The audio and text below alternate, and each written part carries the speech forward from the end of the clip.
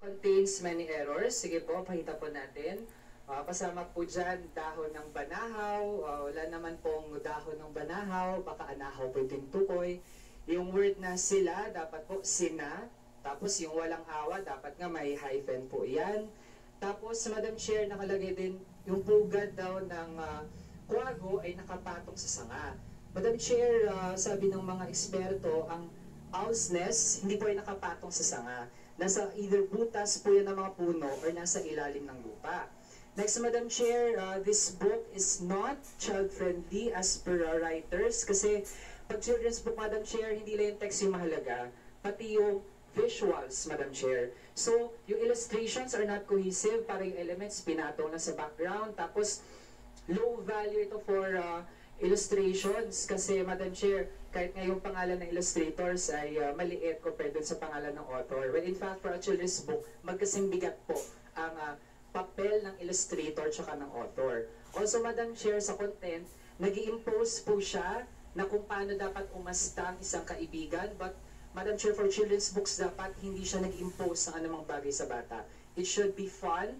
Masaya lang dapat yung bata na binabasa yung libro. So, Madam Chair, this book na pinopropose na pondohan, and actually, ang topic na nga natin, 2025 budget, gusto ng resource person, we limit to the 2025 budget, pero hindi pa rin sinasagot. But this book, Madam Chair, will just contribute to the worsening of the learning crisis. Hindi po siya actually ay makabata. Kaya, Madam Chair, before I end sa second round, kasi kanina meron din pong ad hominem sa atin, meron pang disinformation about this representation. Madam Chair, kung okay lang naman yung mga libro at kung totoo pa kayo sinasabi about me, I would even suggest sa OVP, dagdagan yung budget, baka makalimang libro pa ang Vice Presidente. Pwede pa kami special edition tungkol sa kwento ng buhay ko. Pero given, Madam Chair, na hindi din talaga pumapasa sa standards ng pagsusulat ng libro, and I also think, Madam Chair, na throughout this hearing, hindi successfully na-defend yung budget ng Office of the Vice President. So, ako, personally, I'm inclined na hindi natin i-terminate yung budget briefing for the Office of the Vice President. So, yun na lang muna, Madam Chair. Maraming salamat. Madam Chair. Yes, Madam Vice President. Yes. The name of the editor of the book is Raul Manuel. It's a joke, ma'am. You strike it out of the record if you want.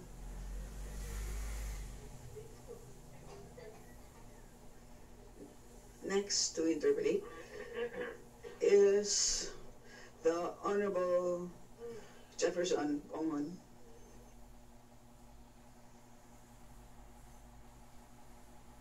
Good evening, Madam Chair. Good evening, VP.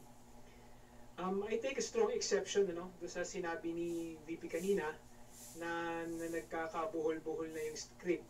Kasi sa totoo lang, wala naman tayong script dito. Ano ang ibig sabihin ng ating VP, no? Is she accusing Congress? Ang sa akin lang is dapat ready i-prove ang ating Vice President. Otherwise, we should strike it off the record. So may I move right now to strike it off the record, Madam Chair? Yung salitang nagkakabuhol-buhol na yung script. Is there any objection? Hearing none, same is approved.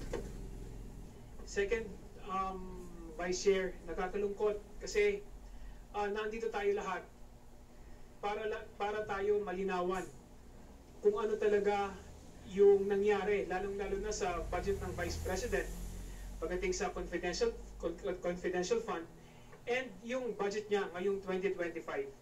Kaya lang, hindi na rin ako magtatanong kasi alam ko, paulit-ulit din yung kanyang isasagot. So, nakaka-frustrate lang dahil ito ay pera ng taong bayan.